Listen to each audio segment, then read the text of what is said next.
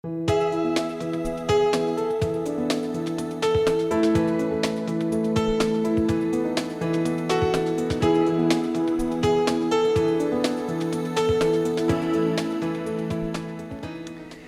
vamos a ver el capítulo 3, Yo no soy mi carne. Hemos visto ya cómo el hombre se separó de Dios, se unió a la rebelión de Satanás queriendo usurpar el lugar de Dios. Vimos también cómo Cristo Jesús se intersecta esa línea horizontal en ese diagrama, la vida eterna de Cristo con nuestra vida que iba camino a la muerte, y cómo al creer en Él, Él nos traslada de ese camino de muerte a su vida eterna. Y tenemos vida eterna y nos da una nueva identidad. Somos una nueva criatura. Pero ya en la vida cristiana a veces podemos experimentar que actuamos como que si fuésemos todavía enemigos de Dios, como que si todavía no supiéramos quiénes somos. Existe ese conflicto muchas veces en nosotros. ¿Por qué hago esto si no lo quiero hacer? Yo ya sé que esto es malo y lo sigo haciendo. Bueno, vamos a introducir este concepto de la carne y en Gálatas 5:17 podemos ver: porque el deseo de la carne es contra el espíritu y el deseo del espíritu es contra la carne. Y estos se oponen entre sí para que no hagáis lo que quisierais. El hecho de ser nuevas criaturas no nos exime de esa batalla. Pablo, el apóstol Pablo, también tenía ese conflicto y él lo expresa en Romanos 7:15. Porque lo que hago no lo entiendo, pues no hago lo que quiero, sino lo que aborrezco, eso hago. Yo sé que en mí, esto es en mi carne, no mora el bien, porque el querer el bien está en mí, pero no el hacerlo. ¿Ha experimentado usted esa incoherencia entre lo que la Biblia dice que debe ser la vida cristiana y lo que usted observa en su vida diaria? ¿Ha tenido ese conflicto? Bueno, no se preocupe, todos experimentamos ese conflicto. Y para comprender un poco más esta situación, vamos a ver cómo es nuestro ser. Primera de Tesalonicenses 5:23 nos dice: que Dios mismo, el Dios de paz, lo santifique por completo y conserve todo su ser, espíritu, alma y cuerpo, irreprochable para la venida de nuestro Señor Jesucristo. Como podemos ver en el diagrama, existen 3 partes mencionadas en este versículo: el espíritu, el alma y el cuerpo. El espíritu es aquella parte de nosotros que está consciente de Dios. Hay un versículo que dice: Dios es espíritu. No vemos a Dios, pero es espíritu y nosotros tenemos un espíritu. Cuando nosotros no hemos nacido de nuevo, nuestro espíritu está muerto. No tenemos esa conciencia de Dios. Pero cuando Cristo viene a vivir a nuestro corazón, despertamos a esa conciencia de Dios en nuestro espíritu. Dice la Biblia en Colosenses 2:13: ustedes estaban muertos en sus pecados. Sin embargo, Dios nos dio vida en unión con Cristo al perdonarnos todos los pecados. Esa vida es ese espíritu que nace, es como un bebé recién nacido. Pero ese bebé necesita aprender a caminar, necesita aprender a hablar y muchas cosas. La otra parte, en el otro extremo de nuestro ser, es nuestro cuerpo. Nuestro cuerpo es el que tiene conciencia del mundo a nuestro alrededor. Es el que tiene contacto con el mundo exterior. Y a través de los 5 sentidos: gusto, vista, oído, olfato y tacto. Imagínense por un momento que no tuviéramos ningún sentido. No vemos, no escuchamos. Simple y sencillamente no tendríamos conciencia del mundo. No sabríamos que existe el mundo, porque es a través de los sentidos que entra esa información a nuestra mente. Y por último está en el centro el alma. El alma son nuestras emociones, nuestros pensamientos y nuestra voluntad. El alma está en medio de estos dos.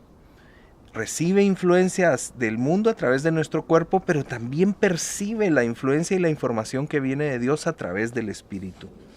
Y es en el alma donde nosotros formamos nuestras creencias y nuestro comportamiento. Como pueden ver en el diagrama, las creencias, lo que creemos es muy importante. Lo que creemos actúa en nosotros en nuestra vida diaria. Nuestro comportamiento es influenciado por lo que creemos, pero muy bien podemos creer verdades o podemos creer mentiras. Y analicemos un poquito más la información que viene del mundo. Podemos ver en el diagrama el mundo pegado a nuestro cuerpo. Y el mundo en sí mismo está influenciado por Satanás. Es una realidad que necesitamos aceptar. La Biblia nos dice en Efesios 2, 1 y 2. Ustedes estaban muertos en sus transgresiones y pecados, en los cuales andaban conforme a los poderes de este mundo. Se conducían según el que gobierna las tinieblas, según el espíritu que ahora ejerce su poder en los que viven en la desobediencia. Y también dice la Biblia que no debemos ignorar las maquinaciones del maligno, del enemigo de Dios. Todavía no ha venido lo perfecto, todavía no ha venido la restauración de todas las cosas. Por lo tanto, este mundo está bajo el maligno e influencia constantemente a través de nuestros sentidos a nuestra alma. Lo que quiere lograr el enemigo es llegar a nuestra alma y formar un sistema equivocado de creencias en nosotros y que nuestro comportamiento siga al enemigo y no la voluntad de Dios. La Biblia también nos habla en 1 de Juan 2:15 al 17. No améis al mundo ni las cosas que están en el mundo. Si alguno ama al mundo, el amor del Padre no está en él. Porque todo lo que hay en el mundo, la pasión de la carne, la pasión de los ojos y la arrogancia de la vida no proviene del Padre, sino del mundo. Y el mundo pasa y también sus pasiones, pero el que hace la voluntad de Dios permanece para siempre. Así que este mundo es pasajero, pero estimula constantemente estas tres cosas que hemos visto: la pasión de la carne, la pasión de los ojos y la arrogancia de la vida. Normalmente la carne es aquella cosa que el enemigo tienta en nosotros. Es aquello que es estimulado para pecar contra Dios, para vivir la vida a nuestra manera, para hacer lo que nos da la gana. Eso es la carne. La carne está descrita como el deseo egoísta de satisfacer nuestras propias necesidades separados de Dios. Es el vivir a mi manera. Hay una canción de Frank Sinatra que es A mi manera. Hice lo que quise, reí, oré, pero lo importante es que lo hice a mi manera. Y en Latinoamérica tenemos algo un poco parecido, más latinizado, y es el rey. Pero sigo siendo el rey. Y esa es muchas veces la tendencia de la carne. Tal vez estoy bien, estoy mal, pero aquí yo mando. Y esto es algo que está en nosotros, pero no somos nosotros. Es algo que siempre vamos a tener esa disyuntiva, esa tentación, esa opción de decir, ¿escojo la carne o escojo el espíritu? ¿Escojo lo que me da la gana o escojo la voluntad de Dios? Y ese es el conflicto que Pablo experimentaba, que él expresaba en esos versículos, y es el conflicto que experimentamos todos. Como podemos ver el diagrama, entonces existe una flecha que refleja la influencia que el mundo tiene a través de nuestros sentidos, a través de nuestro cuerpo, y afecta nuestra alma. El cuerpo en sí mismo no es la carne. Hay algo que hay que aclarar. La carne no es el lomito, el puyazo. La carne no es el cuerpo. El cuerpo es cuando uno va a un funeral y le dicen a uno, ahí está el cuerpo. Pero es inerte, no tiene voluntad, no tiene sentimientos, no tiene nada. El cuerpo en sí mismo es materia. La carne, en este contexto que la Biblia nos está hablando de la carne, nos habla de una intencionalidad, nos habla de una tendencia del ser humano de vivir independiente de Dios. Gálatas 5:19, las obras de la carne son evidentes, las cuales son inmoralidad, impureza, sensualidad, idolatría, hechicería, enemistades, pleitos, celos, enojos, rivalidades, disensiones, sectarismos, envidias, borracheras, orgías y cosas semejantes, contra las cuales os advierto, como ya os lo he dicho antes, que los que practican tales cosas no heredarán el reino de Dios. Estas son las obras de la carne, o sea, este es el resultado de una persona siguiendo esa tendencia de vivir la vida a su manera, independiente de Dios. Y esto es lo que produce. ¿Cuáles de estas obras de la carne ha visto en su vida? Dice la pregunta 4. ¿Qué obras de la carne? A veces podríamos pensar que algunas obras son malas y las otras pues no tanto. Y algunas son peores en los resultados o en las consecuencias, pero todas ellas son igualmente carne, son igualmente actuar en contra de la voluntad de Dios. Como ven, en esa lista están cosas tan tremendas como la idolatría, que hoy día pues tal vez podríamos pensar, bueno, yo no soy idólatra, no tengo una estatua ante la cual le rindo homenaje. Sin embargo, hay ídolos modernos. Podemos tener idolatría para los artistas, para el dinero, para el conocimiento, para algunas otras personas. Pero también en la lista hay cosas como envidias, el sentir envidia o el vivir constantemente enojado. Estas son obras también de la carne. No hay nada bueno en nuestra carne. La carne siempre va a buscar saciarse, pero nunca va a ser saciada. Si, por ejemplo, alguna persona mira pornografía y es adicto a la pornografía y piensa, esto me va a saciar, pero al día siguiente o a la siguiente semana nuevamente siempre tiene esa misma sed. Toda adicción tiene esa característica. Nunca me sacia, nunca termina de saciarme. Y algunas cosas son tremendas, como decir, bueno, qué fácil es ver que esta persona está en su carne porque está tirado de borracho en la calle, pues anda en su carne. Pero no siempre es así la carne. La carne también tiene que ver con el hecho de que las cosas buenas se conviertan en lo más importante en mi vida. Cuando nos volvemos cristianos, cambiamos a veces de hábitos, bueno, ya no tomo, no fumo, ni bailo pegado. Sin embargo, hay otros hábitos que la carne utiliza y cambia, pero que siguen siendo carnales. Quizá ya no ando parrandeando de noche, pero tal vez si piden la ofrenda en la iglesia, yo trato de que la gente me vea que estoy dando bastante en la ofrenda para que digan, ese sí es un buen cristiano. Pues eso también es carnal, porque es algo que estoy buscando para llenar mi corazón, para validar mi identidad, para buscar la aprobación de otros, independiente de Dios. Dios ha hecho este mundo perfecto. Todo lo que Dios hizo es bueno, dice la Biblia, y lo hizo para que lo disfrutemos. Una familia, el trabajo, el prosperar, el comer, el disfrutar, realmente es de Dios. Pero cuando esas cosas toman el lugar de Dios, se convierten en pecado, se convierten en una obra de la carne. ¿Ha pensado usted alguna vez, yo sería feliz si tan solo esto o aquello sucediera? Tenemos una lista de cosas y yo quisiera que pudiera revisarlas y marcar en las que se siente identificado. Por ejemplo, yo sería tan feliz si tan solo me casara. Y hay un dicho que dice, los solteros quieren estar casados y los casados quieren estar, no sé, complete usted la frase. Pero a veces pensamos, esto me va a hacer feliz y lo quiero mucho, lo quiero demasiado. Y cuando sucede, no me da la felicidad que yo esperaba. No me llena completamente. Yo era uno de esos. Yo siempre pensé, cuando me case, voy a encontrar a la mujer ideal en mi vida y la mujer ideal me va a hacer feliz.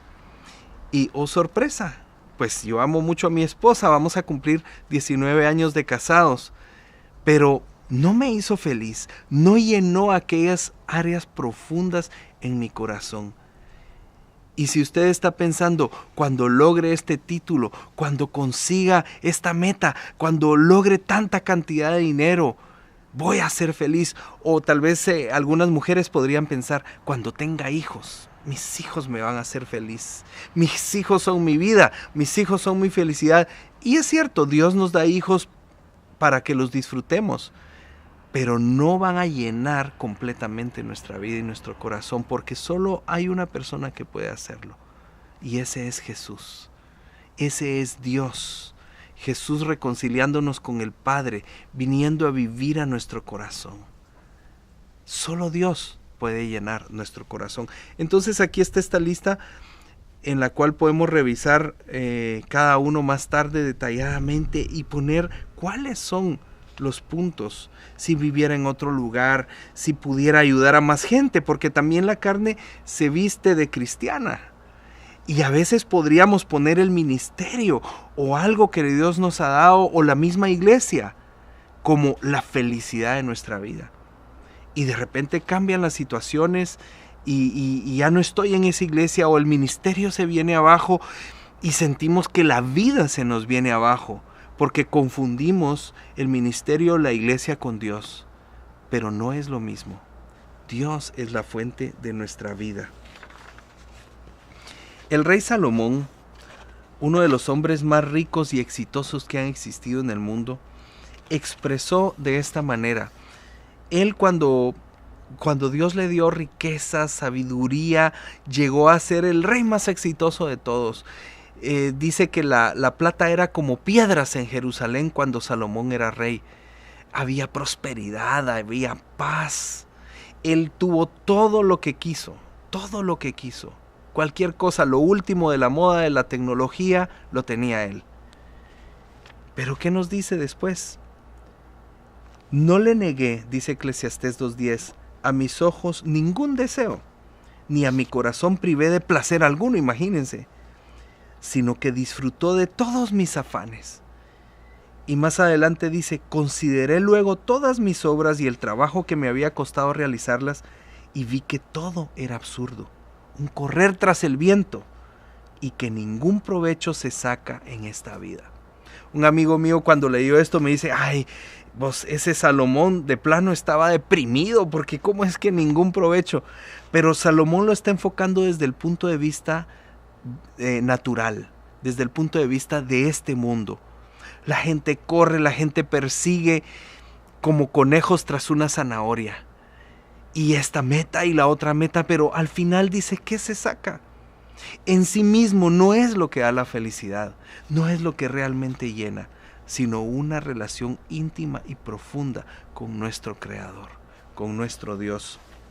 Y cuando después de tratar y tratar, hay gente que llega a ser multimillonaria y después vemos en las noticias que se suicida o que tiene problemas de drogas o problemas en su vida. Y decimos, ¿cómo es posible si tiene fama, tiene belleza, tiene riqueza y alcanzó todo en este mundo? Pero se siente vacía. Hay personas que se han suicidado a una edad de juventud, siendo millonarios y famosos. Y es lo que pasa cuando encontramos que eso no nos llena. Se viene todo abajo. Y tenemos una lista que nos dice tratando de sobreponerse a la insatisfacción. Cuando realmente en esta vida no encuentra satisfacción, ¿qué hace? ¿Dónde busca su satisfacción? ¿Cuáles de estas cosas hace usted cuando la vida le decepciona? ¿Comer para llenar el vacío? Algunos tendemos a comer cosas dulces o a comer más de la cuenta para llenar ese vacío cuando nos sentimos tristes, cuando nos sentimos deprimidos o enojados. Algunos toman medicamentos, drogas o alcohol para aliviarse la ansiedad o la depresión. O tratamos de resolver todo con nuestra mente y le damos vueltas y vueltas y vueltas. Podríamos pasar toda la noche sin dormir. Y a veces algunos compran, por ejemplo. Ay, voy a comprar aquella cosa que estoy deseando para sentirme mejor. Y empezamos a tratar de llenar nuestro corazón haciendo estas cosas. Pero no obtenemos el resultado que buscábamos. No lo obtenemos. ¿Ha encontrado usted el resultado permanente de felicidad cuando hace estas cosas? A veces se siente felicidad, pero es temporal. Es solo por un momento. Cuando seguimos nuestra carne, las cosas que hagamos no serán agradables a Dios. Esto está en la página 39. Aun cuando se trate de cosas buenas, pues la carne solo está tratando de complacerse a sí misma. Y la carne, como les explicaba anteriormente, hasta se cristianiza, entre comillas, se pone religiosa. Isaías 64:6 nos dice: todos nuestros actos de justicia son como trapos de inmundicia. Esto está hablando del pueblo de Israel, que hacía sacrificios a Dios como Dios lo había mandado, pero en su corazón no estaban con Dios, no amaban a Dios, no tenían amor en su corazón. Entonces, por mucho que se esforzaran haciendo cosas religiosas, no estaban agradando a Dios. Y eso nos pasa hoy día también, no solo al pueblo de Israel. A veces tratamos de hacer cosas, pero es en nuestra carne, es desconectados de Dios. Es para satisfacernos a nosotros mismos. Pero la buena noticia es que usted no es su carne. No somos nuestra carne. La carne es una tendencia que tenemos, es donde podemos ser tentados, pero no tenemos obligación de pecar, porque Cristo nos ha hecho libres. No tenemos obligación de seguir nuestra carne. Podemos cambiar, podemos renovar nuestra mente con la palabra de Dios. Podemos decidir seguir el Espíritu, porque el Espíritu de Dios vive en nuestro corazón. Pablo, que expresaba esa disyuntiva, esa problemática, continúa dando la solución. En Romanos 7:24 nos da la solución y dice: miserable de mí, ¿quién me librará de este cuerpo de muerte? Gracias a Dios, por Jesucristo, Señor nuestro. Por consiguiente, dice el capítulo 8, verso 1, por consiguiente no hay ahora condenación para los que están en Cristo Jesús, los que no andan conforme a la carne, sino conforme al Espíritu. Así que lo que necesitamos hacer es seguir el Espíritu, aprender a decirle sí al Espíritu y no a la carne. Podemos hacerlo. Somos nosotros los que decidimos. Podemos decidir decirle no a la carne, pero obviamente necesitamos crecer espiritualmente, necesitamos renovar nuestra alma para ir fortaleciendo el espíritu. ¿Quién va a ganar? ¿Quién va a ganar? Había una anécdota que decían, bueno, hay dos perros, uno blanco y uno negro. ¿Qué perro le va a ganar al otro? Pues el que alimentes más, el que le des más de comer. La Biblia nos anima a no proveer para la carne. Si todo el tiempo estoy proveyendo y metiendo en mi mente cosas que son de la carne, pues definitivamente la carne va a estar fortalecida. Pero si estoy constantemente meditando y ingresando a mi mente, a mi corazón, lo de Dios, entonces eso va a estar más fortalecido. Eso lo podemos ver en el diagrama, cómo hay dos flechas, una que viene del mundo a través de nuestro cuerpo hacia nuestra alma, y la otra proviene de Dios. Como pueden ver en el diagrama, Dios está íntimamente unido a nuestro espíritu, y de Dios viene esa información. Dios nos habla, Dios nos muestra, Dios nos hace sentir su voluntad y eso impacta nuestra alma. Pero somos nosotros los que necesitamos acercarnos a Él. Ezequiel 36:27 dice: pondré en ustedes mi espíritu y haré que cumplan mis leyes y decretos. Es Dios quien nos da el querer como el hacer. Es su espíritu en nosotros, pero nosotros decidimos enfocarnos y seguir y caminar según el espíritu y no según la carne. Filipenses 4:19. Así que mi Dios les proveerá de todo lo que necesiten conforme a las gloriosas riquezas que tiene en Cristo Jesús. ¿Por qué es importante confiar en que Dios proveerá lo que necesito? Porque mi carne siempre me está diciendo: haz esto para llenarte, haz esto para saciarte. Ve y busca a aquella mujer que para cometer adulterio. Cómete otra pizza para llenar tu alma.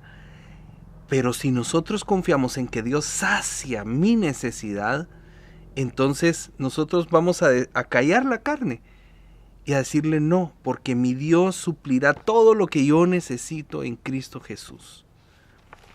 Sofonías 3:17.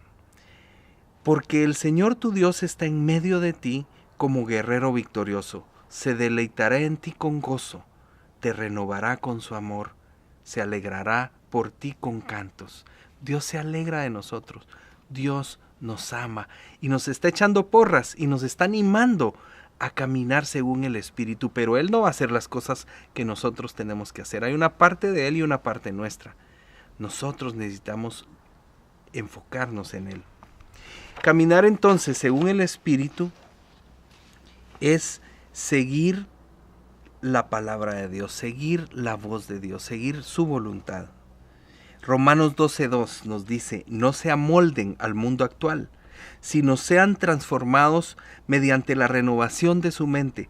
Así podrán comprobar cuál es la voluntad de Dios, buena, agradable y perfecta. Si yo camino según el Espíritu, voy a estar renovando mi mente con la palabra de Dios, con la verdad. Y entonces mi espíritu se va a fortalecer y cada vez más voy a poder decidir por el espíritu y no por la carne. Es un proceso. La batalla entonces está plasmada en el diagrama y es como que fuera un sub y baja. ¿Hacia dónde voy a orientar mi vida? ¿Hacia la carne o hacia el espíritu?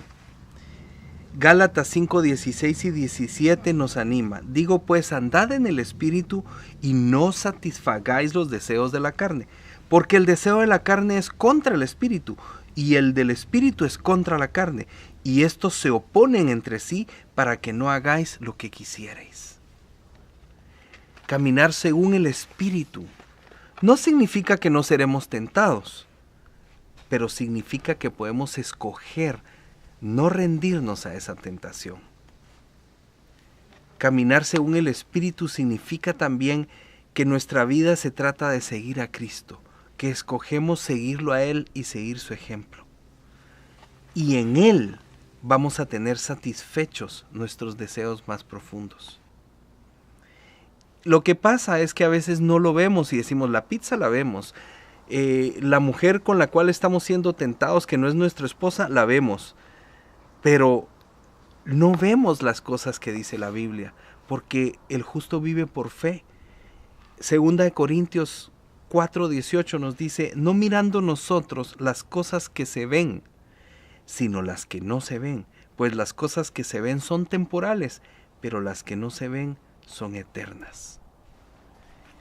Yo, en Cristo, como nueva criatura, yo no soy mi carne. Mi carne quiere creerle al mundo, pero mi verdadero yo quiere creerle a Dios. Mi carne desea obtener alabanza y aprobación, pero el verdadero yo desea alabar a Dios. Mi carne quiere estar siempre en control, pero mi verdadero yo quiere confiar en el control de Dios. Mi carne se quiere rebelar en contra de Dios, pero mi verdadero yo quiere obedecer a Dios. Yo no soy mi carne. Finalmente, quiero animarles al arrepentimiento. ¿Qué hacer cuando me doy cuenta que yo he estado en mi carne, que he actuado según mi carne y como consecuencia he obtenido muerte en mi vida? Porque el actuar en la carne trae muerte. ¿Qué debo hacer entonces? Arrepentirme, cambiar de dirección, clamar al Señor, pedirle perdón y decirle, Señor, ayúdame. Yo decido, yo te creo y decido creerte que puedo seguir el Espíritu y que tú vas a ayudarme. Hagámoslo en este momento. Señor, en el nombre de Jesús quiero pedirte perdón porque he seguido mi carne, porque he actuado según lo que me da la gana, según mi voluntad. He tratado de saciar mis propias necesidades a mi manera, pero no lo he logrado, Señor. Y hoy veo que está mal. Me arrepiento. Te pido perdón. Decido hoy creerte y confiar en ti. Confiar en que tú vas a saciar lo más profundo de mi corazón. Confiar en que me vas a fortalecer. Y hoy tomo la decisión de dejar la carne, de darle la espalda a la carne, y decido seguir el Espíritu, lo que tu Espíritu me guíe. Gracias, Señor. Y recuérdame cada vez que actúe en la carne para arrepentirme y volver a ti otra vez. En el nombre de Jesús oramos. Amén.